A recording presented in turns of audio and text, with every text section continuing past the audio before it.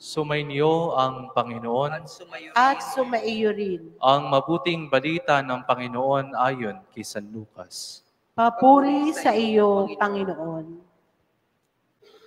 Nang ika-6 na buwan na ng pagdadalang tao ni Elizabeth, ang Anghel Gabriel ay sinugo ng Diyos sa Nazaret, Galilea, sa isang dalaga na ang pangalay Maria. Siya'y nakatakda ng ikasal kay Jose, isang lalaki buhat sa lipi ni Haring David. Paglapit ng anghel sa kinaroroonan ng dalaga, binati niya ito. Matuwa ka, ikaw ay kalugod-lugod sa Diyos, wika niya. Sumasayo ang Panginoon.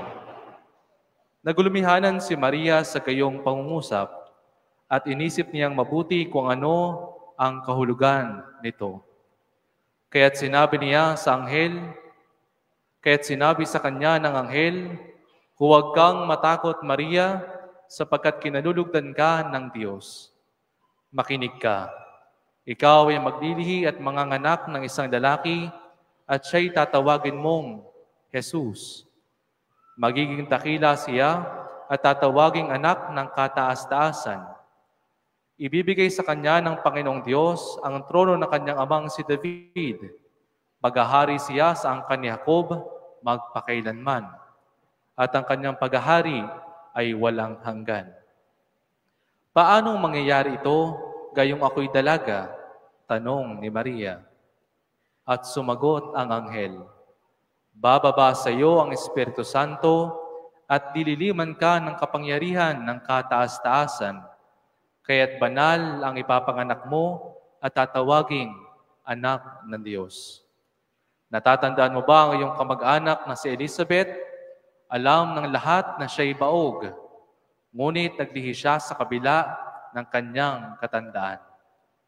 At ngayon ika-6 na buwan ng kanyang pagdadalang tao, sapagkat walang hindi mapangyayari ang Diyos.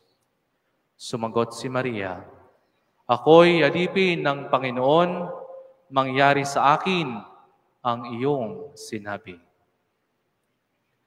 Mga kapatid, ang mabuting balita ng ating Panginoon. Pinupuri ka namin, Panginoong Hesukristo. Magsiupo po ang lahat. Magandang gabi po sa inyong lahat. Magandang gabi po, Reb. Hi! Hello! Hello! Hi! Pakikalabit nga po ang inyong mga katabi at pakisabi, magpapasko na. Magpakabait ka na.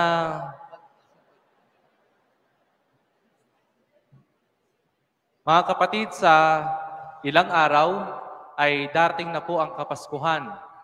Nalalapit na ang pagdating ng ating Panginoon, ang Emmanuel, ang Diyos na lagi nating kapiling. Palakpakan po natin ang Panginoon. My dear friends, as we celebrate the 5th day of our Simbang Gabi, sino na po dito ang nakalima? Taas ang kamay. Ayan, maraming matutupad ang wish. My dear friends, as we celebrate this 5th day of Simbang Gabi, I want you to remember this. Please be reminded of this. Let us not be afraid.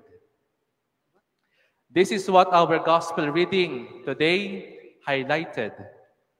Do not be afraid. Why? It is simply because God is always there with us. Lagi nating kasama ang Diyos. In our gospel, we heard how God tells our Blessed Mother through the angel Gabriel, do not be afraid, Mary, for I am with you, I am with the child to be born. My dear friends, since time immemorial, God has always been there for us, assuring us na lagi niya tayong ipagsasanggalang sa kahit na anuman, panganib, problema, kalungkutan, lahat ng dinadala natin, lagi nandiyan ang Diyos para ipagsanggalang tayo. Since time immemorial, God has always been there, assuring us na lagi niya tayong ililigtas at iingatan. Lagi siyang nandyan bilang ating tagapagtanggol. Lagi siyang nandyan bilang ating pananggalang sa lahat ng kasamaan. And so, my dear friends, today, just like the Blessed Mother and Saint Joseph, we are being reminded, time and again, let us not be afraid. Let our hearts not be troubled anymore. Yes, my dear friends, tribulations may come in our lives. Yes, sufferings may come in our lives. Yes, the time will come when we will feel overburdened, so tired because of many things. But remember this, my dear friends, since God is always with us, know that evil and despair will never overcome us. Palakpakan po natin ang Panginoon. Kaya pakitapik po uli ang inyong mga katabi at pakisabi, huwag ka nang matakot, kasama mo si Lord. At pakiduktong po, huwag ka nang matakot, kasama mo naman ako. My dear friends, Jesus coming to us, Jesus always being there for us, that is the promise of Christmas.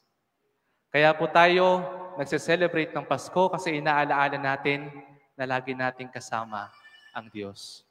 Inaalaala natin na kahit na kailanman, hindi niya tayo pababayaan. Kaya nga, katulad ng sinabi ng anghel kay Maria, huwag na kayong matakot. Huwag na kayong mangamba. Bakit? Kasi lagi natin siyang kasama. Amen.